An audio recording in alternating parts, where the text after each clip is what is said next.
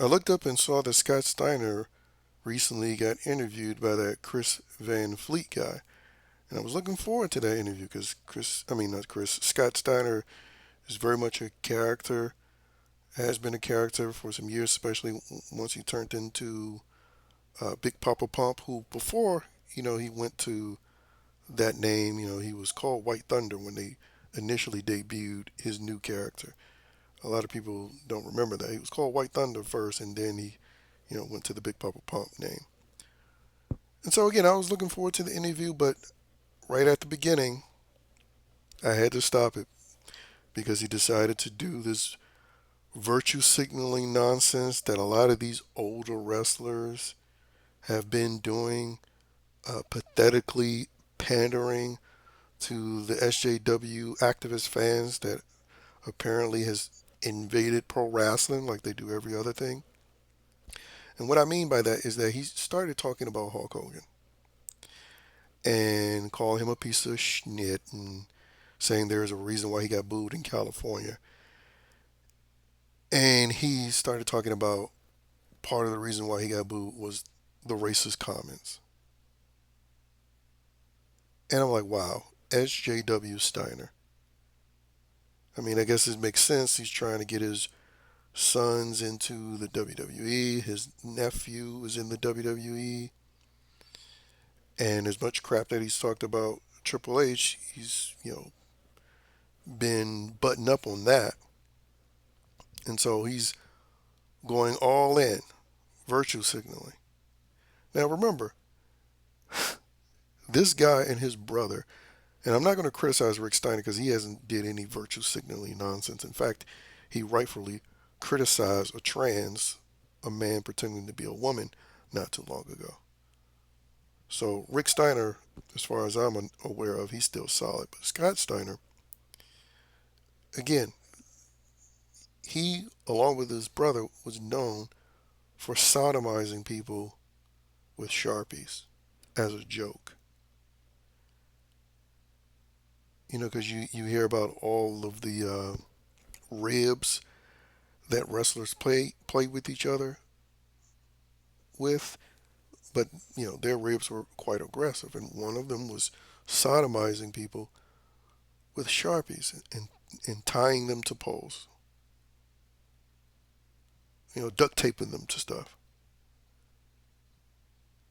But he wants to virtue signal about Hogan being a racist. And you know for damn sure that nigga was flying back and forth, especially during them days. And I don't care. I just despise the people like the Sky Steiners, the Kevin Nashes of the world, trying to play like there's some BLM activists all of a sudden.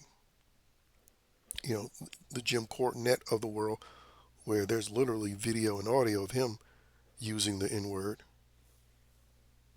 But, people love him because he's willing to talk crap about Trump and Republicans, which is the main reason why he got booed in California.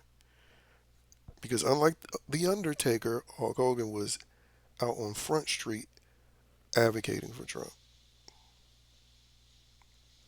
And as we know, in California, an alleged racist is worse than a rapist and murderer,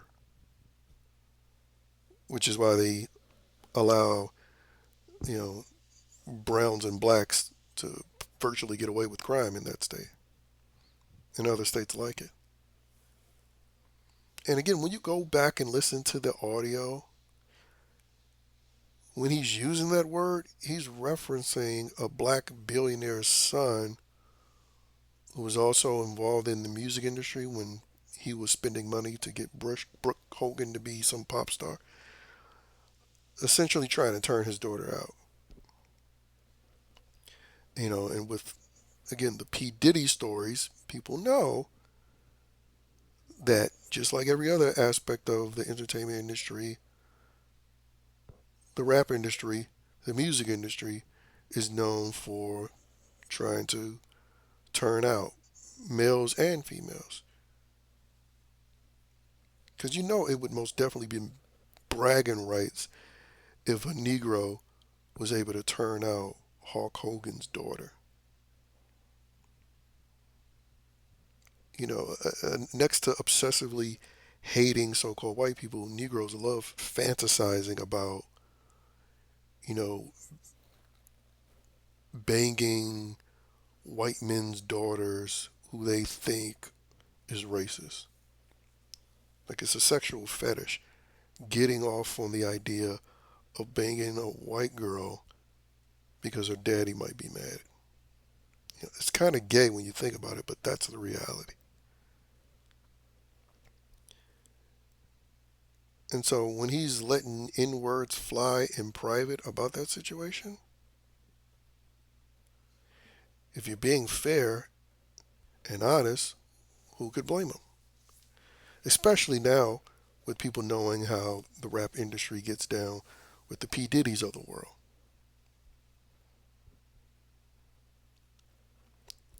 And again, one of the other main beefs that Scott Steiner could have focused on without virtue signaling is that Hogan utilized his power. And that was, again, another reason why that's really the main reason why he doesn't like Hogan. He was using his power against him.